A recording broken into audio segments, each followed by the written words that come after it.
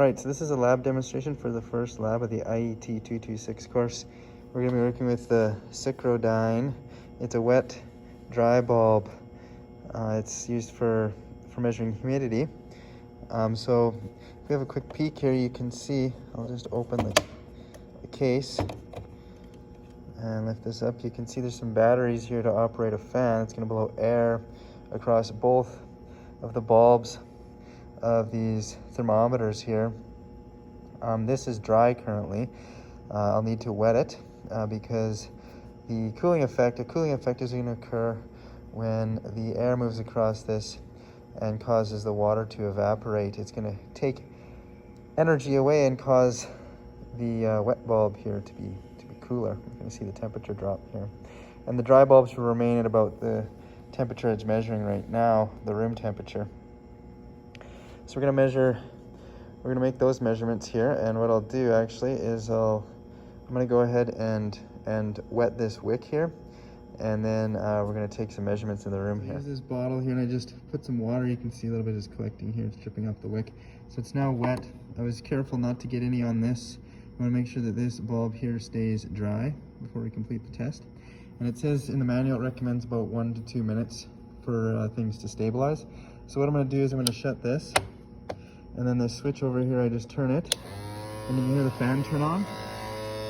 And I'll maybe just hold the camera right here, and you can see the temperature right here of the wet bulb dropping there. You can see it dropping off right now. And so I'm going to wait about 1 to 2 minutes here, and then we'll check back to see how far this has dropped. You can see here that the wet bulb temperature isn't changing that much, but I'll wait another minute and just check back in. Right, I guess it's still slightly dropping, right about, I'd say about 11.5 degrees. And our measurement on the dry bulb is up right around 21 degrees now. And it looks fairly stable, I would say. We're sitting right around 10.5 degrees C.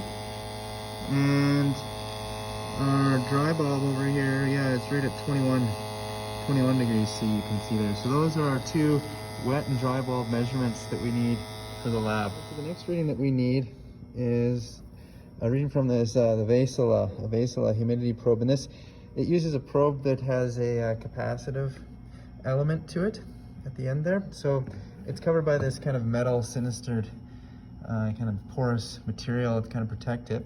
This is kind of a rugged design. If you look up the model number of this probe, it's for rugged environments. It's HMP46 is the probe that we're dealing with here.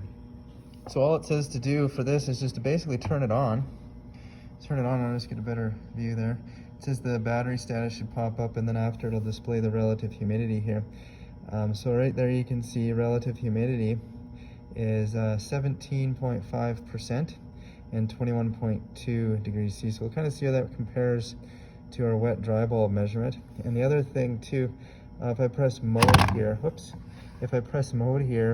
it then also displays, if you look in the manual, TD here. No, it's not dead time, like it would be in some of the other courses. This stands for dew point temperature, a dew point temperature of negative 4.5 degrees C as well. Down here is the ambient temperature below, and we always want to record that ambient temperature along with the relative humidity here when we're making a measurement, because if that changes, then that changes the vapor, and that is what relative humidity is relative to the vapor pressure of water. And vapor pressure of water changes with temperature. So we need to know, that's why we want to report that ambient temperature that probe is at over there. So 17.4% relative humidity at 21.2 degrees C is what we'll take for our recording. Put the Cycrodyne and a capacitive humidity sensor in the fridge at about 4 degrees C, and let it sit there for about an hour or so. And what I've done, I just recently, a couple minutes ago, turned on the fan on the Cycrodyne. I'm going to take a humidity measurement here first. The capacitive one tends to be pretty sensitive. It's sitting on the top rack, and I want to grab that measurement first, and then we'll have a look at the dry and wet bulbs here. So let's do that right now. So if we have a quick peek here, we're at 20% relative humidity and 5 degrees, 5.1 degrees. And down here we're sitting at 5 degrees on the dry and about negative 0.5 on the wet. And now it's climbing, probably because I've opened the door there. You can see it climbing. What I wanted to do here is just to see what happens when I leave the fridge door open for a bit. We've got this warmer air out here. It probably contains a little bit more water.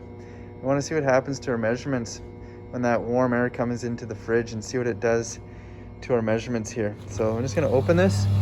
We've got this on, it's sitting at about 24.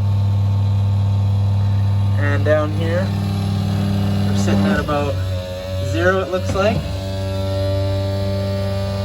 Now the fridge door has been open. I think you can kind of see the wet bulb is slowly climbing there.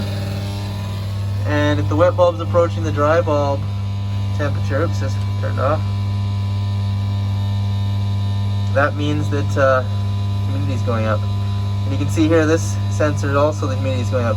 So if there's warm air coming into the fridge, which probably contains more moisture. Now we've worked with both a capacitive style relative humidity detector and also the Cycrodyne as well with the wet dry bulb design.